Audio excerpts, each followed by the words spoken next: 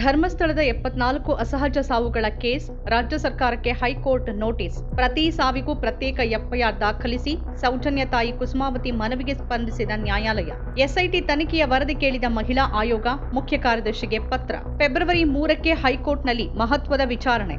ಧರ್ಮಸ್ಥಳದಲ್ಲಿ ನಡೆದಿದೆ ಎನ್ನಲಾಗ್ತಿರುವ ಅಸಹಜ ಸಾವುಗಳು, ಒತ್ತಡದಿಂದ ಹೂತುಹಾಕಿದ ಪ್ರಕರಣಗಳ ತನಿಖೆಯನ್ನ ವಿಶೇಷ ತನಿಖಾ ತಂಡ ನಡೆಸುತ್ತಿರುವ ನಡುವೆನೇ ಈಗ ಅಲ್ಲಿನ ಅಸಹಜ ಸಾವುಗಳ ವಿಚಾರ ಮತ್ತೊಂದು ತಿರುವು ಪಡೆದುಕೊಂಡಿದೆ.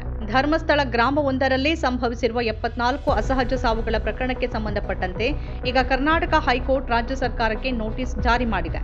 ಸೌಜನ್ಯ ಅವರ ತಾಯಿ ಕುಸುಮಾವತಿ ಅವರು ಹೈಕೋರ್ಟ್ನಲ್ಲಿ ಒಂದು ಸಾರ್ವಜನಿಕ ಹಿತಾಸಕ್ತಿ ಅರ್ಜಿಯನ್ನು ಸಲ್ಲಿಸಿದ್ರು. ಧರ್ಮಸ್ಥಳ ಪೊಲೀಸ್ ಠಾಣೆ ವ್ಯಾಪ್ತಿಯಲ್ಲೇ 74 ಅಸಹಜ ಸಾವುಗಳು ನಡೆದಿವೆ. ಈ ಸಾವಿನ ಬಗ್ಗೆ ಸಾಕಷ್ಟು ಅನುಮಾನಗಳಿದ್ದು, ಪ್ರತಿ ಪ್ರಕರಣಕ್ಕೂ ಪ್ರತ್ಯೇಕವಾಗಿ ಎಫ್ಐಆರ್ ದಾಖಲಿಸಬೇಕು ಮತ್ತು ವಿಶೇಷ ತನಿಖಾ ತಂಡದಿಂದ ತನಿಖೆ ನಡೆಸಬೇಕು ಅಂತ ಅವರು ಆಗ್ರಹಿಸಿದ್ರು. ಈ ಅರ್ಜಿಯ ವಿಚಾರಣೆ ನಡೆಸಿದ ಮುಖ್ಯ ನ್ಯಾಯಮೂರ್ತಿಗಳ ಪೀಠ ರಾಜ್ಯ ಸರ್ಕಾರಕ್ಕೆ ನೋಟಿಸ್ ನೀಡಿದೆ. ನ್ಯಾಯಾಲಯದಲ್ಲಿರುವ ದಾಖಲೆಗಳನ್ನು ಪಡೆದುಕೊಂಡು ಸರ್ಕಾರ ತನ್ನ ಅಭಿಪ್ರಾಯ ತಿಳಿಸಲಿ ಅಂತ ಕೋರ್ಟ್ ಸೂಚಿಸಿದೆ. ಕುಸುಮಾವತಿ ಅವರ ಪರವಾಗಿ ಹಿರಿಯ ವಕೀಲ ಎಸ್ ಬಾಲನ್ ಅವರು ವಾದ ಮಂಡಿಸಿದ್ದಾರೆ. ಒಂದು ಪುಟ್ಟ ಗ್ರಾಮದಲ್ಲಿ 74 ಸಾವುಗಳು ಸಂಶಯಾಸ್ಪದವಾಗಿ ಸಂಭವಿಸಿವೆ. ಶವಗಳನ್ನು ಎಲ್ಲಿ ಹೂತಾಕಲಾಗಿದೆ ಎನ್ನುವ ಮಾಹಿತಿ ಕೂಡ ದಾಖಲೆಗಳಲ್ಲಿ ಇಲ್ಲ. ಸರ್ಕಾರ ಈಗಾಗಲೇ ಎಸ್ಐಟಿ ರಚಿಸಿದ್ದರೂ ಅದು ಕೇವಲ ಒಂದು ಎಫ್ಐಆರ್ ಅಡಿಯಲ್ಲಿ ತನಿಖೆ ನಡೆಸುತ್ತಿದೆ.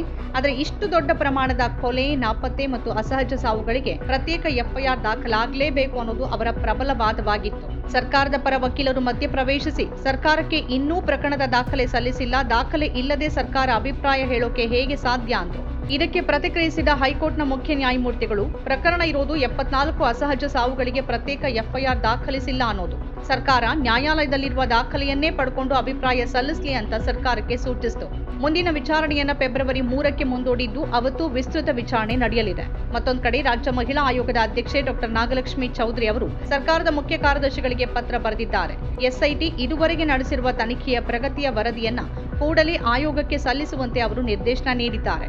ಮಹಿಳೆಯರು ಮತ್ತು ಯುವತಿಯರ ಮೇಲಿನ ದೌರ್ಜನ್ಯ, ಅತ್ಯಾಚಾರ ಮತ್ತು ಕೊಲೆ ಪ್ರಕರಣಗಳ ಬಗ್ಗೆ ಸಮಗ್ರ ತನಿಖೆ ಆಗಬೇಕು ಅನ್ನೋದು ನಮ್ಮ ಆಶಯ. ಆದರೆ ಎಸ್ಐಟಿ ತನಿಖೆ ಕೇವಲ ಒಬ್ಬ ವ್ಯಕ್ತಿಯ ಹೇಳಿಕೆಗೆ ಅಥವಾ ಉತ್ಖನನಕ್ಕೆ ಮಾತ್ರ ಸೀಮಿತವಾದಂತೆ ಕಾಣ್ತಿದೆ.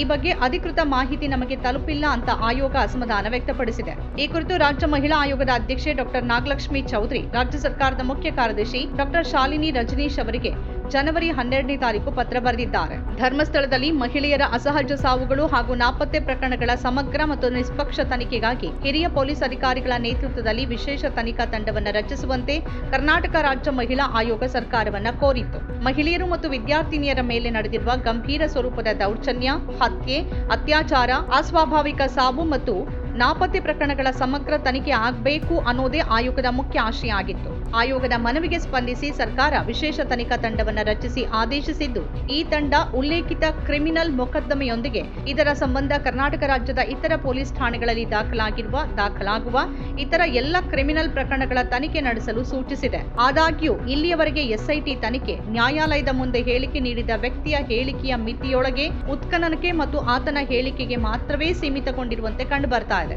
ಆಯೋಗದ ಕೋರಿಕೆಗೆ ಅನುಗುಣವಾಗಿ ಮಹಿಳೆಯರು ಮತ್ತು ಯುವತಿಯರ ನಾಪತ್ತೆ, ಅತ್ಯಾಚಾರ, ಕೊಲೆ ಪ್ರಕರಣಗಳು ಮತ್ತು ಅಸಹಜ ಸಾವುಗಳ ಕುರಿತು ಎಸ್ಐಟಿ ಸಮಗ್ರ ತನಿಖೆ ಕೈಗೊಂಡಿರುವ ಬಗ್ಗೆ ಯಾವುದೇ ಅಧಿಕೃತ ಮಾಹಿತಿ ಆಯೋಗದಲ್ಲಿ ಸ್ವೀಕೃತವಾಗಿಲ್ಲ ಅಂತ ಉಲ್ಲೇಖಿಸಿದ್ದಾರೆ. ಈ ಹಿನ್ನೆಲೆಯಲ್ಲಿ ಎಸ್ಐಟಿ ಮುಖ್ಯಸ್ಥರಿಗೆ ಆಯೋಗದಿಂದ ಈಗಾಗಲೇ ಪತ್ರ ಬರೆಯಲಾಗಿದ್ದು, ಯಾವುದೇ ಉತ್ತರ ಬಂದಿರೋದಿಲ್ಲ. ಆಯೋಗಕ್ಕೆ ಸಿವಿಲ್ ನ್ಯಾಯಾಲಯದ ಅಧಿಕಾರ ವ್ಯಾಪ್ತಿ ಇದ್ದು, ಮಹಿಳಾ ಆಯೋಗದ ಕಾಯ್ದೆಯ ಪ್ರಕಾರ ವರದಿ ತರಿಸಿಕೊಳ್ಳುವ ಅಧಿಕಾರ ಹೊಂದಿರುತ್ತೆ. ಆದ್ರಿಂದ ತಾವು ಈ ವಿಷಯದಲ್ಲಿ ತಕ್ಷಣ ಮಧ್ಯಪ್ರವೇಶಿಸಿ ಧರ್ಮಸ್ಥಳದ ಸುತ್ತಮುತ್ತ ನಡೆದಿರುವ ಮಹಿಳೆಯರು ಮತ್ತು ಯುವತಿಯರ ಮೇಲಿನ ದೌರ್ಜನ್ಯ, ಕೊಲೆ, ನಾಪತ್ತೆ, ಅಸಹಜ ಸಾವುಗಳ ಪ್ರಕರಣಗಳ ಕುರಿತು ಎಸ್ಐಟಿ ಇದುವರೆಗೆ ಕೈಗೊಂಡಿರುವ ಸಮಗ್ರ ತನಿಖೆಯ ವರದಿ ಅಥವಾ ಪ್ರಗತಿ ವಿವರಗಳನ್ನು ಕೂಡಲೇ ರಾಜ್ಯ ಮಹಿಳಾ ಆಯೋಗಕ್ಕೆ ಸಲ್ಲಿಸುವಂತೆ ಎಸ್ಐಟಿ ಮುಖ್ಯಸ್ಥರಿಗೆ ಸೂಕ್ತ ನಿರ್ದೇಶನಗಳನ್ನು ನೀಡಬೇಕು ಅಂತ ಕೋರಿದ್ದಾರೆ. ನಮ್ಮ ಕಾರ್ಯಕ್ರಮಗಳನ್ನ ನೀವು ನೋಡ್ತಾ ಇದ್ರೆ ನಮ್ಮ ಚಾನೆಲ್ ಅನ್ನ ಸಬ್ಸ್ಕ್ರೈಬ್ ಮಾಡಿ, ಪಕ್ಕದ ಬೆಲ್ ಐಕಾನ್ ಒತ್ತಿ ನಮ್ಮನ್ನ ಬೆಂಬಲಿಸಿ. ಹಾಗೆ ನಮ್ಮ ಕಾರ್ಯಕ್ರಮಗಳನ್ನ ಲೈಕ್ ಮಾಡಿ, ಕಮೆಂಟ್ ಮಾಡಿ, ಅದನ್ನ ಬೇರೆಯವರಿಗೂ ವಾಟ್ಸ್ಆಪ್ ಮೂಲಕ ಶೇರ್ ಮಾಡಿ. ನೀವು ಹೀಗೆ ಮಾಡಿದಾಗ ನಮ್ಮ ಚಾನೆಲ್ ಮತ್ತಷ್ಟು ಜನರಿಗೆ ತಲುಪಲು ನೀವು ನಮ್ಮೊಂದಿಗೆ ಸಹಕರಿಸಿದ ಹಾಗಾಗುತ್ತೆ. ಇದು ನೀವು ಯಾವುದೇ ಖರ್ಚಿಲ್ಲದೆ ಕೆಲವೇ ಸೆಕೆಂಡುಗಳಲ್ಲಿ ನೀಡಬಹುದಾದ ಸಹಕಾರ. ಧನ್ಯವಾದಗಳು.